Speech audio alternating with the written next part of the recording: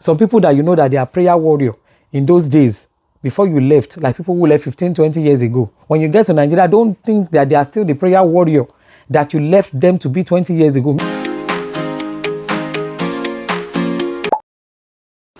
Hi Japadians, welcome back to Akomolafe family channel. Yeah, so been a busy day today, been everywhere, and I'll be bringing you updates. All the places I've been today are all related to Japada, guys. So very busy day, but I'll be bringing you the updates to make progress in this Japada journey. So today, I was just reflecting on what I've learned so far. What are the key facts that I've learned so far since starting this channel 4 months ago. And in that time, I've picked up a lot of information. There are some things, key things that I've learned, and I believe will be helping other Japadians as well. I know that since announcing that we're going to Nigeria, we've inspired a few people, I said a few because even though we have lots and lots of people in our groups who are also looking to Japada, I feel like a lot of them have been planning their Japada even before me, you know. So we've just come together because we share a common goal. The facts that I feel can guide one towards a successful Japada. I know I've not Japada'd yet, so I'm learning and I'm sharing what I've learned. That's just what this video is all about. So straight into it, it's point number 1. So I've put down here that people are at different stages of Japada. So don't just up and move. Learn from others' mistakes. Now let me elaborate. What do I mean by that? So since starting this channel, I've met a lot of people. Within our WhatsApp group, we have so many people there. I mean, we should have more than 500 people. And everybody with the mindset to Japada. But I find that some people have actually Japada'd 5 years ago. Some people have Japada'd 4 years ago. Even people within this group. Their mind, you know, and every other thing is already in Nigeria. It's already back in Africa. It's just their body that is here. Now, I'll tell you what I mean, because I know that sounds really silly. Okay, what I mean is, these people have been planning their Japada like 5 years ago. Most of them have houses in Nigeria. Most of them already have their cars. They already have their businesses. I mean, people have farms. They have cows. They have crops. They have businesses that are already making money for them. Even though they are not living there. Maybe they come and they go, but they are looking to move maybe finally, maybe the end of this year or next year or the year after. But they've actually Japada'd more than 5 years ago. So, unlike somebody like me who just announced in January that, hey, I'm just fed up, I'm carrying my bag, I'm going back. Please do not follow that approach. Don't copy me, because I wouldn't even copy myself, you know? Because looking back now, I don't think I should be the role model for anybody in any way, in the sense that I just upped and said I'm going to Nigeria. I don't have a house. I don't have a car in Nigeria. I don't have a business. I have nothing. And I've just been picking up the scraps from January and just started putting little plans in place. So I've been nursing the thought for a long time, but I've not really acted on it for I just talked about it and I started acting on it. So that's the approach I would not advise anybody to take. If anything, I would say take the approach or approaches of people who are within the group who have been planning their Japada for a long time. So the lesson of that number 1 point is, do your Japada your own way. Plan yourself, do your own way. Make sure that you're really convinced that you want to do it. Don't up and move. Don't just up and move and say, okay, because you saw Mrs. Akomolafe, or you saw, because so many people are online now saying they are Japada into Nigeria. There are so many videos out there. Don't just watch video and say, oh, everybody's Japada into Nigeria. Let me to carry my bag and go. If you want to sustain that Japada, you have to make sure that you tailor that Japada to your own needs, because everybody's at different stage. We are all at different stages of Japada. Some have Japada'd and just want to move their body there to complete the cycle. So the second point is, you're going to need a lot of money.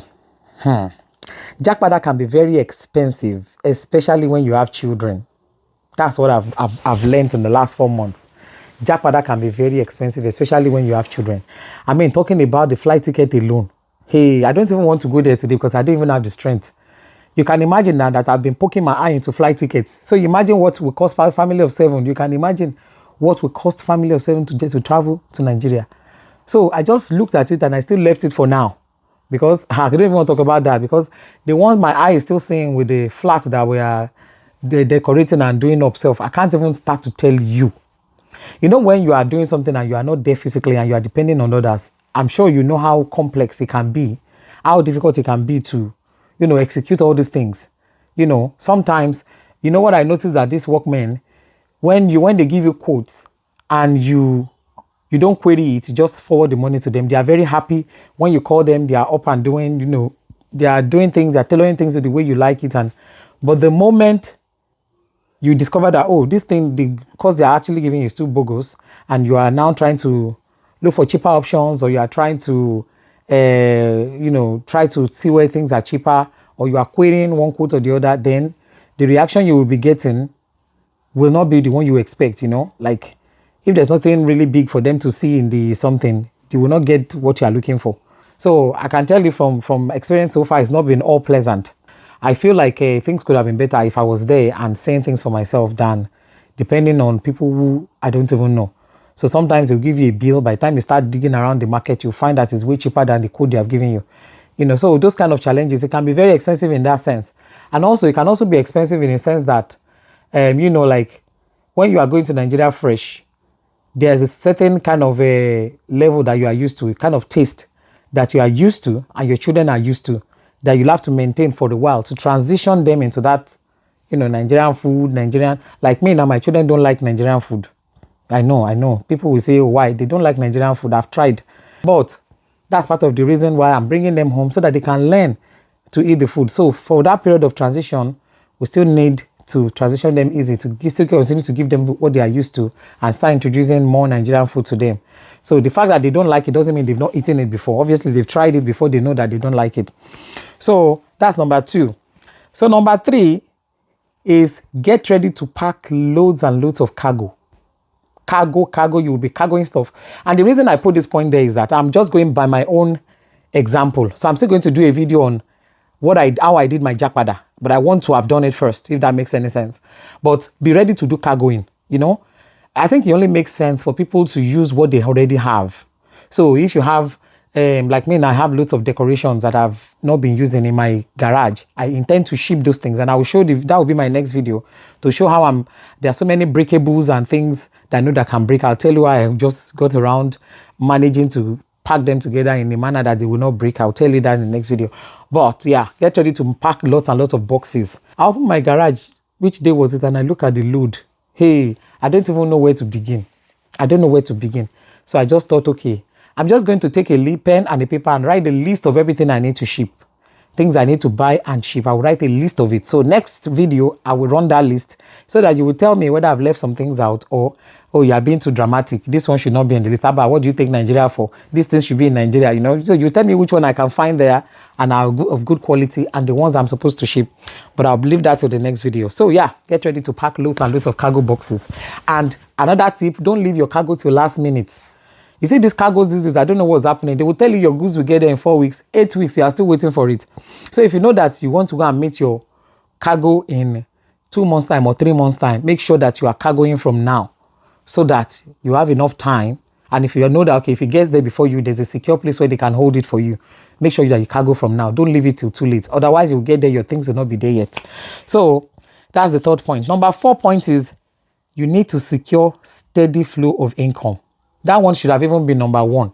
Because if you don't have that steady flow of income, no matter how small, you see, if it's certain amount of money coming in every month, it doesn't have to be millions. But you know that this money is coming in, at least the food is taken care of. So in my own case, I felt, okay, if accommodation is taken care of, and I just need to worry about, and maybe health too is taken care of, I just need to worry about school fees and food. At least I know that, okay, school fees, food, and bills is what I need to focus on. I don't believe that you need so much to do your Japada. In my case, I'm a very good example when it comes to not needing much to do Japada. And I want to prove that to people, that you don't actually need millions and billions to be able to live comfortable in Nigeria. That's my own motto. And that's what I'm going to be showing people as you follow me on this journey. So I am just going humble Japada. That's what I'm going to do. So that's it. And so enough cash flow to sustain you, especially when you have children. You know how children can be. You need cash flow. So number 5, this one is tricky. It's very tricky. Listen to this, number 5. People you used to know back home might need revetting. People have moved on. Get ready to meet new people. So you said that point. Let me read it out to you again. People you used to know back home might need revetting. People have moved on. Get ready to meet new people. Now I will explain. in case it doesn't make sense to some people. Listen, okay. You see the people that you used to know back home, people that used to know, family and friends that you used to know. Sometimes, I'm not saying everybody, but oftentimes, and I'm using myself too as an example, people need to be revetted. Like, you need to still know where people's loyalty lies. You need to know whether you can still trust people. You need to know whether, you can still depend on people or people are still reliable. Especially when you are going with your children, you're going to need support. Nobody's an island. You are going to need support. You are going to need people to help you with things. You need to revert people to know where their interest lies. I'll give myself as an example. I have a family member, my cousin actually, who I'm way, way, way older than him, like I'm 10 years older than him. And he lived with me when my mom passed away. So when I got married, he moved in with me and he lived with me, for so many years. I practically raised him all that while before I relocated abroad. This particular cousin of mine has been on my neck to say, okay, I want to come to the UK. You have to help me. You have to help me. And so, he was talking about the COS at one point. And from what I gathered, the COS, the money they were calling them, 6,000, 7,000, 10,000. I told him I didn't have it. I can't leave more my children's bukata and be carrying your own. I don't have that kind of money. And because of that, this family member told me recently that basically people have moved on. He told me he's moved on. He doesn't, in other words, he's cutting away from me because he felt like I did not bring him to the UK. And I said to him, I'm not the British embassy now. If you want to come to the UK, you have to apply to the British embassy to apply for a visa. I'm not the one who is issuing visa.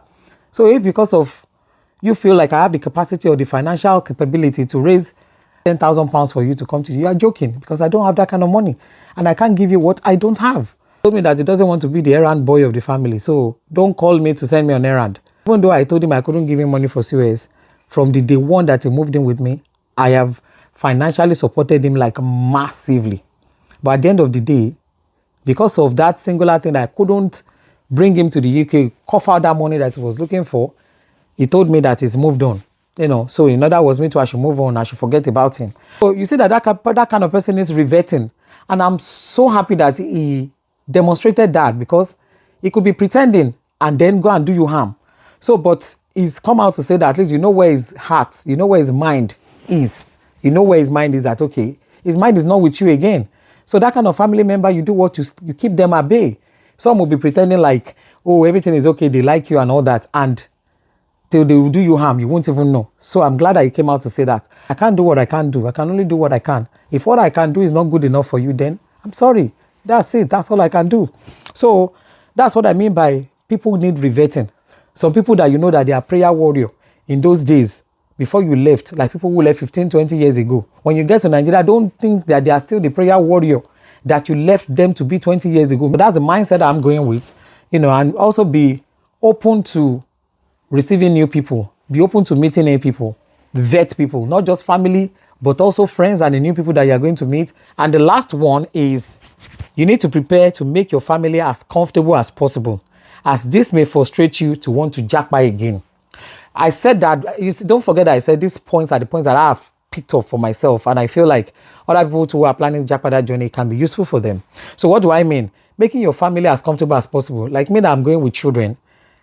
If my children don't like Nigeria and they start to complain, I think it will unsettle me. I won't be able to focus because I'm going to be there with them. I feel I won't be able to focus when they are complaining all the time that, oh, mommy, I don't like this. Oh, mommy, there's no light. Oh, mommy, this is too much. Or that one. I would want to make them as comfortable as possible. Even if it's just in a very little way, like in a small space, I would want to make them as comfortable as possible so that they would like it. I want them to love Nigeria. I don't want them to get there and be thinking that, oh, one place is better than the other. Or even if Nigeria is not up to the standard that they are used to. I feel like if it's comfortable enough, they will appreciate it. Anything that you can put in place, especially if there are things that they are used to that you might have to put in place for a while. Like I said in one of my points earlier, try to put them in place. Good lights, fresh water, just basic amenities. Make sure that there's access to extracurricular activities that they are used to, swimming, table tennis, activities that they are used to in the UK or in abroad, that they can continue to enjoy in the environment that they are. Make sure that you think of those things that will make them enjoy Nigeria. So plan that from here. Don't wait till when you get there. So that as soon as you get there, by the time they start engaging in all those things, they won't even know the difference. I hope that at this point I've been able to bless some people, help you in certain ways towards the Japada. So be mindful of these 6 facts. you know, you can rewind the video again if you want to listen to the facts again. I don't want to, because it's quite a lot to read out. So be mindful of these 6 facts. They are very helpful. Follow these steps.